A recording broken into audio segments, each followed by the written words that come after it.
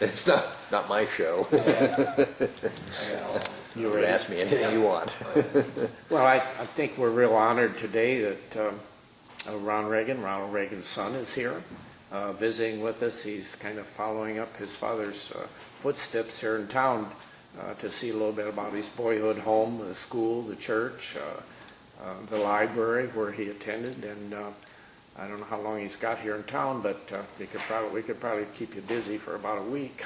Well, I'll be here for a few days. Yeah, I'm going to sort of home base here and head out to Eureka and Tampico, and also some of the places that were associated with my family's deeper history. Fulton, Illinois, for instance, where his father and his father, for that matter, lived for some time. And Fairhaven Township is where the first Reagans arrived. Michael O'Regan then, and his family showed up from Ireland in 1857, late 1857 in Fairhaven, which is just a spot on the map, basically. I don't imagine there's anything to see there, but it'd be interesting to just drive through. Well, it's there. The cemeteries, they have signs and things up at the cemetery now at Fulton, and they're going to be part of the celebration next year too.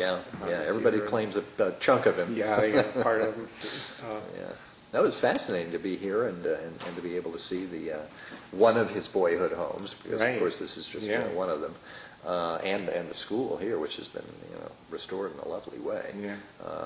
And if you can dig up his transcripts, I'd be interested to see. I can find it. If you're going to be here a couple of days, I know I'll get it for sure. It doesn't have to be this minute. It's in the file folder, but in the file, I'll have to go through it. I'd just be interested to see. It's always fascinating. And I think we do have the genealogy too. I've got a pretty good take so you on can the trace genealogy. yourself back to Ireland. And yes, indeed, indeed, and Scotland on his mother's side. Right. Her. Let's see, it would be somebody who was on her side. Who was one of the last bootleggers in Argyll, Scotland. Yes, Johnny Blue was his name, and he was a bootlegger there. But mostly I'm following, of course, the Reagan line, and that brings me naturally to Dixon. Yeah, and that probably you've learned a lot of things probably you didn't know before too. Yeah, well, it's funny. Your parents, obviously, I knew my father quite well, but you don't, as a child, you don't make a study of your parents. Right. You don't go back and look at records. You don't go and find their high school transcripts, for instance, and look at their grades or anything like that. Who would do that about their parents? But I am. Now I am. And it's quite interesting to do that. I didn't realize, for instance, that he had more than one home in Dixon before I really started looking into this. And the whole history of moving across to the north side and all that. Right. Yeah, they moved a lot. Yeah. And, before he came to Dixon, I think they had moved quite a little. So I think that's why he remembered the boyhood home up on Hennepin more, because he was probably getting more mature. He would have been 9 years old. And, 9, 10, and the neighbor kids and them could play out in the yard and everything. So that probably put the memories in there why he remembered that more. Yeah, but they did move around to Tampico. Of course, they started, and then they moved to Chicago very briefly. And then Monmouth and Galesburg, and back to Tampico for a brief period, and then to Dixon, of course. If you haven't been down to Tampico yet, or Eureka, you'll be surprised, I think, at how well everybody has done to keep his legacy going.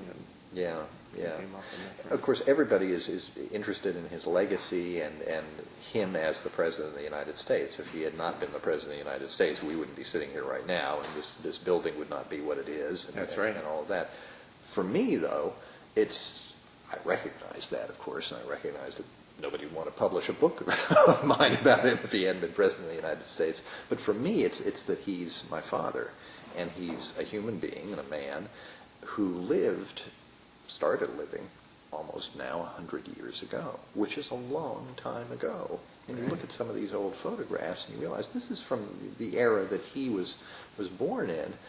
And as you point out here in the museum here in Dixon, it's a really crucial point in the nation's history, just culturally, technologically, materially, the horse and buggy giving way to the automobile. Streets suddenly becoming paved instead of just dirt streets. And so that's a fascinating thing to think that my father, and I'm not all that old, I'm not quite yet 52 years old, but that he would be 100 at this point and come from a world that really doesn't exist anymore is a fascinating thing to me. That somebody who grew up chasing horse-drawn ice wagons down the street to get the chunks of ice that would fall off the back ended up commanding the world's most powerful nuclear arsenal. Right. At the latter part of the 20th century that's quite a journey, it seems to me. Yeah, it's. I think that's why your father is so well loved. People look back at his roots and figure, where did he get all of those values and things that he had? Anyway, his mother was very strong with him going to church, and he really grasped that, and he came from the common ground. Oh, and, yeah. And to go as far as he did. I know he gave a talk at the high school, and that's what he talked to the kids in high school about. He said, none of you in this room today know what you're going to be doing 10 years from now, 20 years from now. He says, I had no idea. No. He didn't have any idea that No. he was going to be the governor of California, or that he was going to be a movie star. His he goal really was to be the announcer for the Chicago Cubs. Yes and no, actually. Yes and no. Yes, that's true in the short term. Actually, in his when he was applying for his scholarship to Eureka, he was asked, "What do you want to do when you grow up?" And he said, "Don't really know. Yeah. Maybe be some kind of salesman, like his dad, a shoe salesman." Now, I read that and I didn't believe it for a moment. I thought, that's something he's telling a loan officer, basically, because if he says, I want to be a movie star, or I want to be a football hero, or something like that, they'll laugh at him. They won't give him money, basically, for the scholarship. So you have to have something sensible to tell the loan officer. So I think I'll go into sales or something. Okay, fine. But really, even by that time, he had been going to the movies a lot, and he had in the back of his head this idea that, boy, that would be great, getting to play all those heroes on the silver screen. And the radio thing was really just a kind of half step towards that, because I think he believed that, you're a small town, Midwest, you say, I want to be a movie star in Hollywood, people laugh at you. Who does that? But he wanted to do that from a long way back, and so he gets the radio job. But pretty quickly, he's wangling away to get out to Catalina Island in California to for the Cubs spring training, so that he can then go to Hollywood and maybe make some headway there. And of course, he did.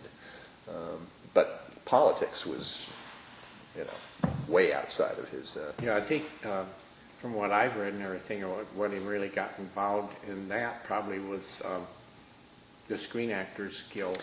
Yeah, when he was, I think, president of that. President five times in a row, 5 years and running. problems and things that they had, and he got really involved. Yeah, that would certainly have given him a taste of it. However, had his movie career been more successful through the 50s and into the 60s, he never would have run for governor of California. I'm convinced of that. If he was getting movie roles in the early 60s, that would be what he would have done. The governorship was something that came along kind of out of the blue, in a way. Made the speech for Goldwater, of course, in '62, and that brought it to national attention, just as somebody who speaks very well and can put his ideas across. But if he'd landed some big movie parts, he'd said no to the governorship and kept doing that.